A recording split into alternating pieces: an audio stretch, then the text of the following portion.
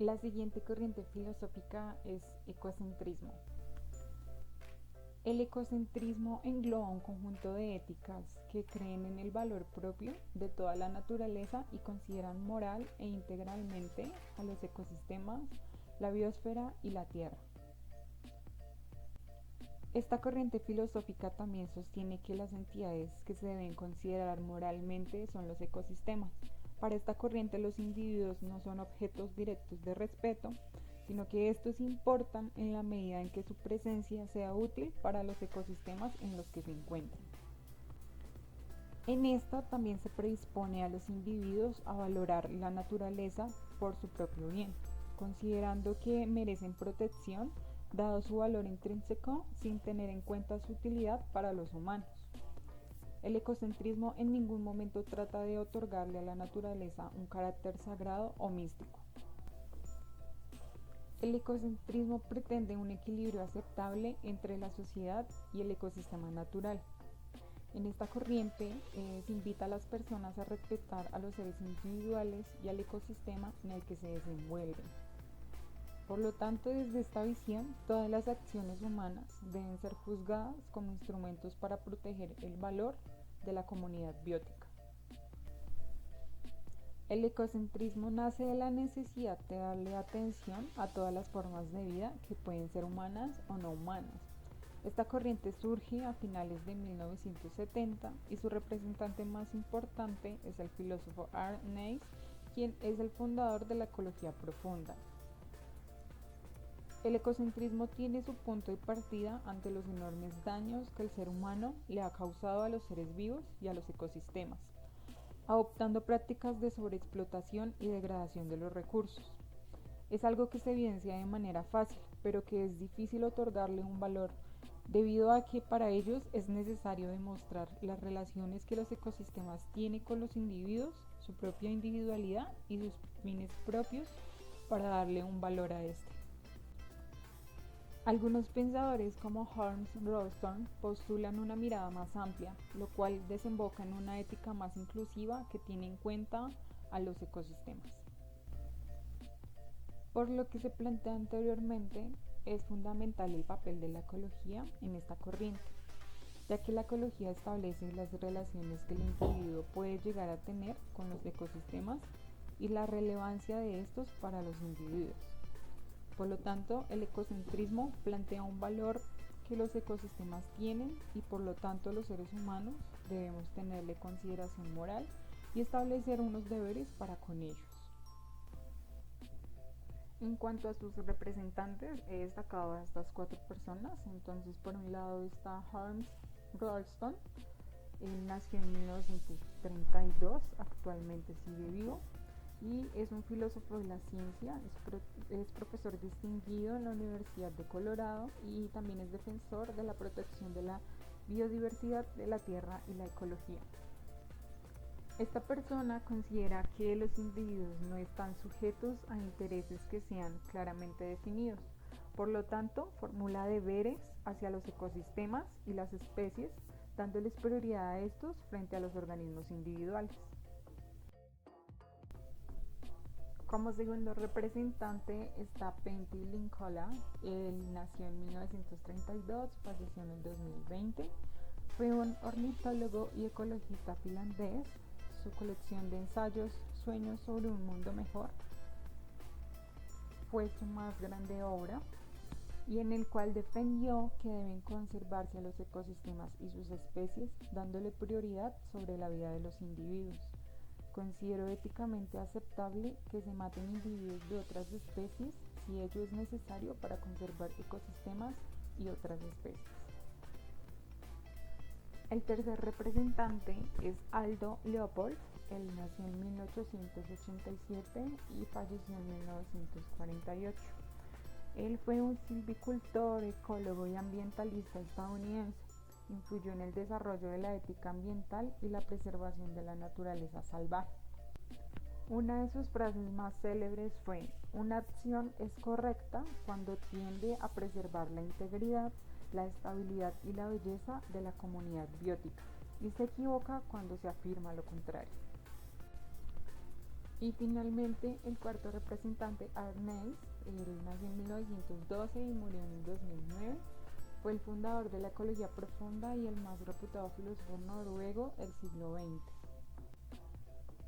Por su parte, establece el concepto de ecología profunda, el cual hace énfasis en la necesidad de responder preguntas más profundas sobre cómo los estilos de vida del ser humano impactan a los demás, a la naturaleza y al planeta en general.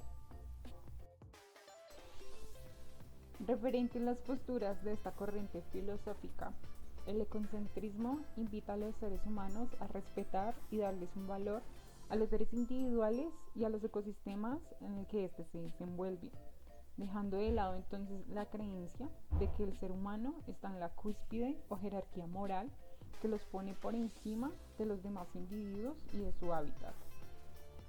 Por lo tanto, desde esta visión, todas las acciones humanas deberían ser juzgadas como instrumentos para proteger el valor de la comunidad biótica. Para relacionar estas posturas, entonces traigo el ejemplo del pez león. Se cree que este pez llegó al continente americano por algún coleccionista de peces maravillado por la melena de aletas que rodea el cuerpo de este pez. Según estudios, pues la presencia de este pez reduce las presas de otros depredadores, lo que implica que afecte a diversos pisos de la escala trófica debido a su índice elevado de reproducción y crecimiento, y su capacidad de alimentación voraz y la falta de depredadores. Por lo tanto, este pez está causando daño a los arrecifes de coral, pastos marinos y manglares, por lo que se debe presentar la intervención del hombre para capturarlos y matarlos por el bien de todo el ecosistema.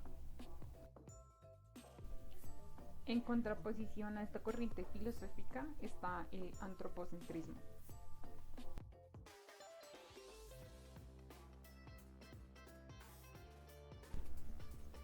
Principalmente el antropocentrismo pone el ecosistema natural al servicio de la sociedad, lo que justifica su uso y agotamiento. Según Campbell, en 1983, el término antropocentrismo fue acuñado en 1860 en medio de la controversia sobre la teoría de la evolución de Darwin, para representar la idea de que los humanos son el centro del universo. Por lo tanto, esta corriente considera a la humana como la forma de vida más importante. Otras formas lo serán solo en la medida que impacten o puedan ser útiles a los humanos. Por lo que para un antropocentrista, la naturaleza no goza de consideración moral, ya que degradarla o preservarla puede ser en consecuencia perjudicial o beneficiosa a los seres humanos. Para finalmente decir que en esta corriente no considera solo la supremacía de los seres humanos, sino también la conquista de la naturaleza y su manipulación para el beneficio exclusivo de la humanidad. La idea del valor del antropocentrismo ha sido apoyada por autores como Thompson y Barton, para quienes el valor de la naturaleza depende del uso humano combinado con el autointerés y altruismo humanista. El antropocentrismo sostiene que los humanos son el centro del universo, la cima de la evolución y los únicos seres que importan desde un punto de vista moral. Se trata de un enfoque de los asuntos de contaminación, superpoblación y otras formas de degradación ecológica en términos de intereses humanos. Entre las críticas y defensas de estas dos posturas, el punto fundamental de la discusión entre ecocentrismo y antropocentrismo es la relación del hombre con la tierra, con los animales y con las plantas. La propagación de la ética de los últimos, es decir, tierra, animales y plantas, entre la especie humana es una posibilidad evolutiva y una necesidad ecológica. Por lo que las tendencias ecocentristas reconocen como cualidades de la naturaleza el valor, el bien y el mérito. En contrapartida, los enfoques antropocéntricos resisten a la adscripción de dichas cualidades en la naturaleza. Los antropocéntricos sostienen que lo que hace al ser humano por la naturaleza y por su propio bien es suficiente, que no hay otro tipo de obligaciones para con ella. Para ellos, la naturaleza no es de interés debido a su falta de valor y la asignación de un valor puramente instrumental. Por lo que entonces el antropocentrismo aparece como una combinación de orientaciones de valores altruistas y egoístas. Los individuos son menos propensos a apoyar la protección del ambiente, pues por lo general esto amenaza otros valores de los humanos.